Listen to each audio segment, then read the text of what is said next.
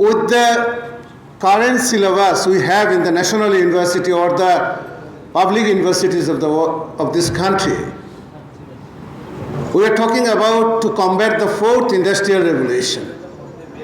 With the current syllabus, even Bangladesh is not ready to combat the challenges of first industrial revolution.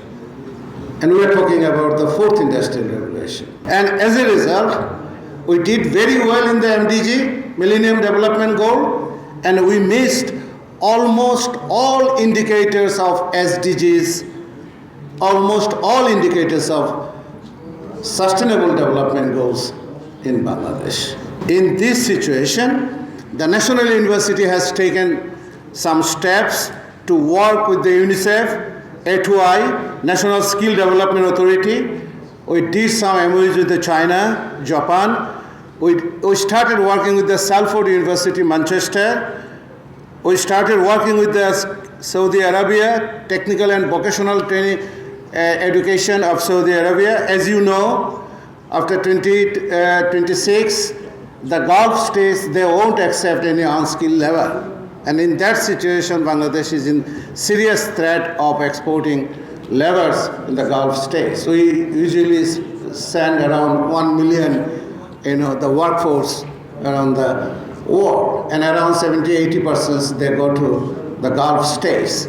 Considering those situations, the National University has taken a decision to introduce ICT in their syllabus and English as a mandatory course. One after the independence of this country, we started with the same per capita income. Bangladesh, Indonesia, Malaysia, Singapore, Vietnam, China, almost similar. It's around $400 per capita income. And for the last 53 years, Singapore has become one of the highest per capita income in the world. China has become one of the superpowers. And the South Korea, and you see the progress of the Malaysia and in other parts of this region. And in 1994, Professor Wahidul Haq, he is an acclaimed economist working in the UNDP. In 1994, he said, if you invest $1 in the education sector, it will come around with the $300 after 1 decade. And that formula followed by the Singapore, the Malaysia, the China, the Japan. I'm giving you an example. The City University I visited last week, they spent $2 billion just to renovate a physics lab. They produced 16 Nobel laureate, the City College of New York. Bashundhara tissue অশুদ্ধতার বিরুদ্ধে এক বিন্দুও ছাড় নয়। They produced 16 Nobel laureate. So we need investment. With 1.7% of the GDP, with the investing 1.7% of the GDP, if you want to change the education system of this country, impossible. It is simply impossible. It's not possible. You are treating the primary education teacher as a third-class employee and asking him to produce a first-class citizen for this country. It is totally impossible. So these are the issues we need to discuss. These are the issues we need to bring into the table. Investing in the education. You look China, you look Japan, you look South Korea. And I gave you the names of some other countries at the same time we liberated. The investment they made. We have teachers. I have teachers. I have millions of teachers around the country with the 495 upajilas. They are working in the honors master's colleges without any MPOs. They are working there with only 5, 6, 10,000 BD dhaka. It's $100 not even $100 per month.